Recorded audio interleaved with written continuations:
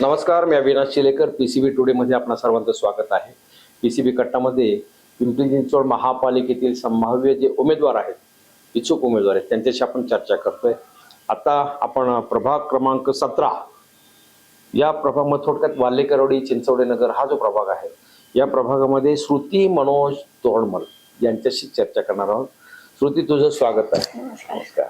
श्रुती ही बीफार्म झालेली आहे, म्हणजे आता आपण जे जेन झेड म्हणतो थोडक्यात त्या पिढीचं ती नेतृत्व करते.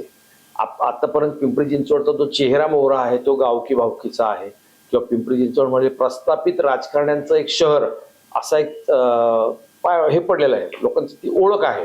परंतु श्रुतीसारख्या तरुण कार्यकर्त्या ज्यावेळेस राजकारणात यायचं, नगरसेवक व्हायचं म्हणतात, त्यावेळेस खरंच आशा पल्लवित होतात की या जगामध्ये भारताकडे पाहण्याचा जो दृष्टिकोन आहे आता समाजाचा किंवा बाकीच्या देशांचा, तो युवा पिढीचा देश म्हणून पाहिलं जातं. म्हणून मोठ्या आपुलकीने आपण म्हणतो की भारताला भवितव्य फार मोठं आहे, पुढचा काळ हा सगळा सुवर्ण काळ असेल वगैरे वगैरे. त्याचं कारणच एक आहे की अशी पिढी ज्यावेळेस राजकारणात येऊ पाहते, ती येण्याची नितांत गरज आहे. आणि ज्यावेळेस श्रुतीसारखी तरुणी ज्यावेळेस म्हणते की मी भाजपच्या वतीने या प्रभागामध्ये उमेदवारी मागते आहे, उमेदवारी मिळेल नाही मिळेल हा पुढचा भाग आहे, परंतु तिला या संदर्भामध्ये बोलायचं आहे आणि त्यासाठी खास आपण तिला पाचारण केलेलं आहे. श्रुती, मला पहिले सांग, तुला राजकारणात काय यायचंय? पहिलं तर नमस्कार.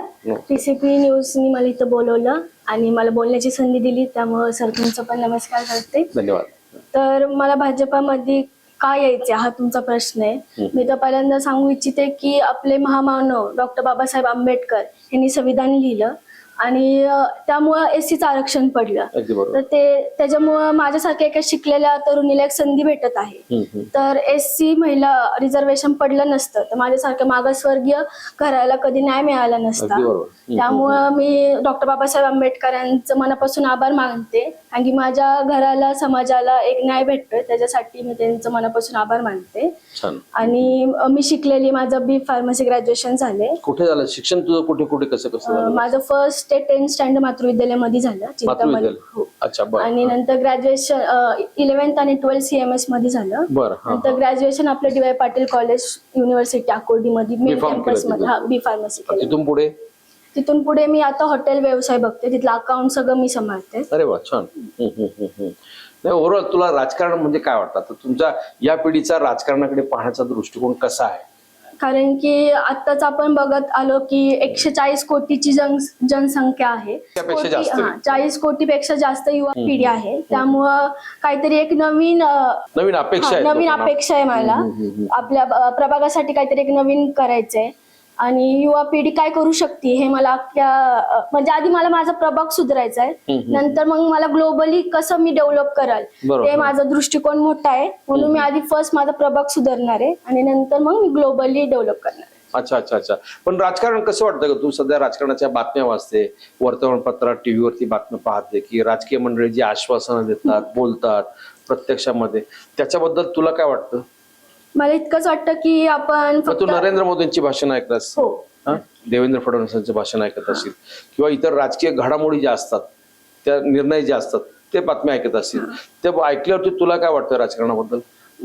खरं तर नरेंद्र मोदीजींकडनं खूप काही शिकायला भेटतं. ते युवा पिढीला नेहमी प्राधान्य देत असतात आणि त्यांनी ग्लोबल आपला देश ग्लोबली डेव्हलप केलाय. फॉरेन कंट्रीज पण आपल्याकडे एक चांगल्या नजरेने आपल्या देशाकडे बघतात. त्यामुळं देवेंद्र फडणवीस तर हे 2 वेळेस मुख्यमंत्री झालेले आहेत. त्यांनी खूप जास्त प्रगती आपल्या ह्याच्यात केली आहे, महाराष्ट्रामध्ये केली आहे. त्यांच्याकडे ते माझे आदर्श आहेत. मी त्यांच्याकडे चांगल्याच दृष्टीने त्यांच्याकडे बघत आली आहे. त्यामुळं मी माझ्या प्रभागात कसं डेव्हलप होईल, त्यांचे विचार घेऊन कसं माझा प्रभाग डेव्हलप करेल हे मी अभ्यास करते. ओ, छान. म्हणजे ती अजून विद्यार्थिनी आहे. तिने स्पष्ट सांगितलं राजकारणामध्ये ती विद्यार्थिनी, ती शिकते. तुझ्या प्रभागाचे प्रश्न काय तुला सांगता येतील? आता तू साधारण अभ्यास केला, तुला निवडणुकीला उभं राहायचंय म्हटल्यावरती तू त्या प्रभागाचा तो एरिया किती मोठा आहे, काय आहे, किती मतदार आहे, त्याच्यामध्ये काय सांगता येईल? माझ्या प्रभागात वाल्हेकरवाडी, चिंचोडे नगर, बिजली नगर, गिरिराज सोसायटी, दळवी नगर, नागसेन एरिया हा सगळा प्रभाग आहे प्रभाग क्रमांक 17 मध्ये. आणि एकूण मतदान तिथं 58,012 आहे आणि त्यामध्ये मेल म्हणजे पुरुष असेल तर तिथे 30,452 आहेत आणि बरं. फिमेल असेल तर तिथं 27,480 मतदान आहेत आणि अच्छा. इतर 14 जण आहेत. अच्छा, असे तिथं टोटल संख्या मतदार आहेत मतदानाची. थोडक्यामध्ये. आता या प्रभागातील समस्या काय सांगता येईल तुला? आता ह्या प्रभागामध्ये सगळेच ड्रेनेज, लाईट, वॉटर हे तर सगळेच बोलतात. Regular. पण मला काहीतरी नवीन करायचंय. माझ्या प्रभागात एक नवीन माझ्या शिक्षणाचा एक खरा उपयोग कसा होईल त्या प्रभागामध्ये त्याच्यावर मी अभ्यास करतेय.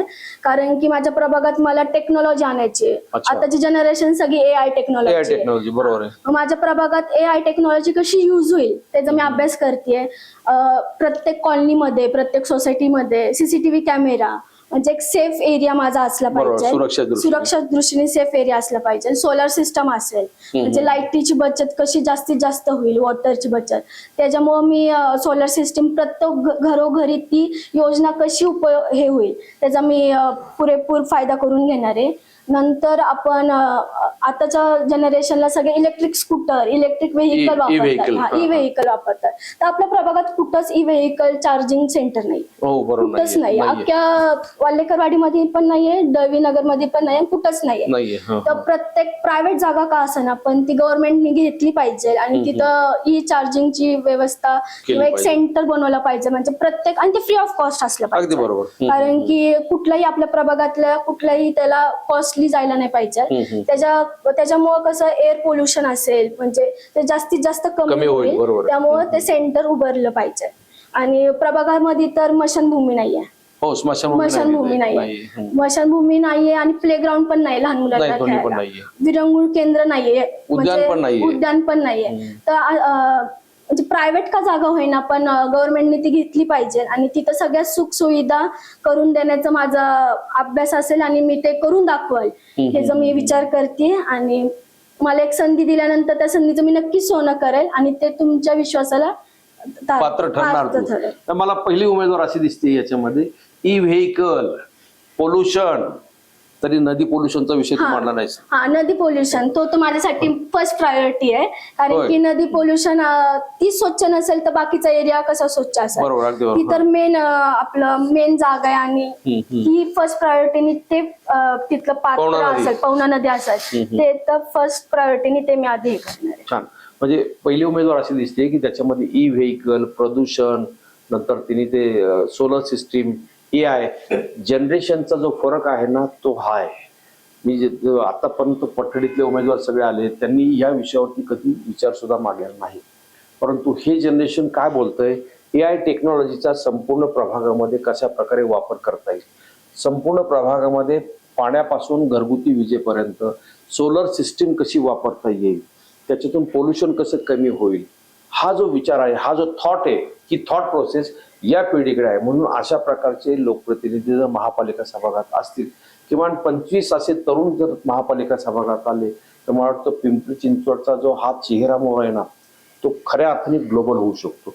श्रुती, खरंच तू म्हणजे तुझी थॉट प्रोसेस फार चांगली आहे. तुझी आयडियोलॉजी काय आहे नेमकी?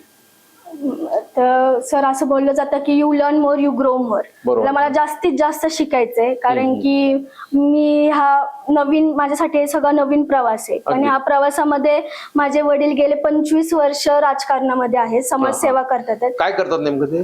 माझे वडील अनुसूचित जाती मोर्चाचे प्रदेश अध्यक्ष आहेत. तर ते प्रत्येक म्हणजे बहुजन संघर्ष प्रतिष्ठान हे प्रतिष्ठान आहे. त्या प्रतिष्ठानामध्ये प्रत्येक जातीतले लोक त्या प्रतिष्ठानमध्ये एकत्र आहेत. आणि आम्ही गेले 14 वर्ष वाल्लेकरवाडी परिसरामध्ये चौकात बाबासाहेब आंबेडकरांची जयंती करतो. आणि त्या जयंतीमध्ये आपले स्थानिक गाववाले असतील हे सगळे तिथं उपस्थितीत असतात. आणि त्यांचं म्हणजे तो प्रोग्राम एक चांगल्या पद्धतीने तिथं गेले 14 वर्ष पार पडतो. अच्छा, छान छान. म्हणजे वडिलांचं कार्य आहे. त्यांच्याच कार्यानुसार त्यांच्या लहानाचं मोठं त्यांच्याच आदर्शाने मी इथपर्यंत शिकत आलेले. बरोबर. म्हणजे राजकारणाचे बाळकडू तुला थोडक्यात वडिलांमुळे माझ्या वडिलांमुळे माझे वडील माननीय मनोज तोरडमल साहेब त्यांच्यामुळे मी आज इथपर्यंत आली आहे. या पुढच्या काळात तू आणखीन पुढे जाशील अशी अपेक्षा व्यक्त करतो. खरंच महिलांच्या बाबतीमध्ये महिलांचा राजकारणातील सहभाग याच्याबद्दल तुला काय सांगता येईल? कारण महिलांचा राजकारणातील सहभाग, आरक्षण मिळालं, 50% आरक्षण झालं. महापालिकेला आता 128 मध्ये 64 नगरसेविका असतात. हो. हे माहितीये तुला? हा. पुढच्या काळामध्ये विधानसभेच्या सुद्धा या शहराच्या आता 3 जागा आहेत, त्या पुढे 6 होतील. हो. आज तू नगरसेवक झालीस, उद्या पुन्हा नगरसेवक झाली, महापौर झाली, तर कदाचित आमदारकीला सुद्धा तू उभी राहू शकतेस. या शहरामध्ये स्वतंत्र खासदार असणार आहेत. ह्या सगळ्या गोष्टी तुला यासाठी सांगतोय की पुढच्या एक एक टप्प्याने तुला जाता येईल. पण तू श्रुती, तुझे विचारधारा म्हणजे भाजपची विचारधारा आहे. भाजपच्या विचारधारेमध्ये प्रथम राष्ट्र, नंतर बाकी सगळं, नंतर आपलं कुटुंब, हे सगळं नंतर येतं. पक्ष त्याच्यामध्ये नंतर येतो. त्या पद्धतीने ही पिढी आत्ताचा विचार बोलून दाखवते. श्रुती, तुझ्यासारखे आणखी 5-50 युवक या निवडणूक रिंगणात असले पाहिजेत, अशी आमची पण अपेक्षा आहे. आणि जे असतील ना आता इच्छुक, मी त्यांना खास असं अपील करणार आहे, जे हायली क्वालिफाईड आहेत, ज्यांचं ग्लोबल थिंकिंग आहे. आणि हे शहर जागतिक पातळीवरती खऱ्या अर्थाने AI टेक्नॉलॉजीच्या आताच्या परिस्थितीमध्ये बेरोजगारी प्रचंड वाढणार आहे, ही भीती समोर आहे. महागाई प्रचंड आहे. हे शहर पोल्युशनच्या गर्तेत सापडत चाललेलं हळूहळू. हे सगळे प्रश्न जर भविष्यात सोडवायचे असतील तर अशा ग्लोबल थॉट असलेल्या मुलांची फार नितांत गरज आहे. श्रुती, तुला आमच्या खूप खूप शुभेच्छा. सर, मी एकच सांगू इच्छिते की मी आज अनुभवी नेता म्हणून इथं नाही, एक युवा पिढीची प्रतिनिधी म्हणून आज इथं तुमच्या समोर बसलेली आहे.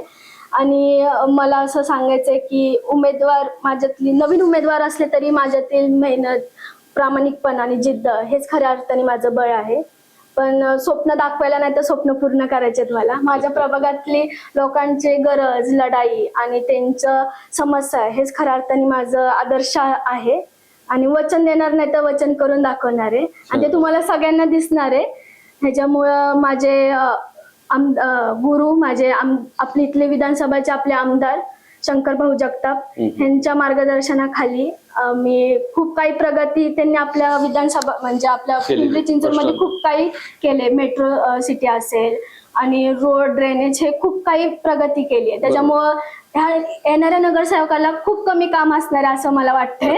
त्यामुळे दुसरे प्रश्न काय असतील ते जास्तीत जास्त सोडवण्याचा मी प्रयत्न करेन. आणि मी एकच सांगू इच्छिते की माझ्यावर विश्वास ठेवा. मला एक संधी दिली पाहिजे, आपल्या पक्षांनी पण दिली पाहिजे आणि माझ्या प्रभागातल्या लोकांनी पण दिली पाहिजे. आणि त्या संधीचं मी नक्की सोनं करेल आणि त्यांच्या विश्वासाला कधीही तडा जाऊन देणार नाही अशी मी सगळ्यांना विनंती करते. थँक्यू. बेस्ट. थँक्यू.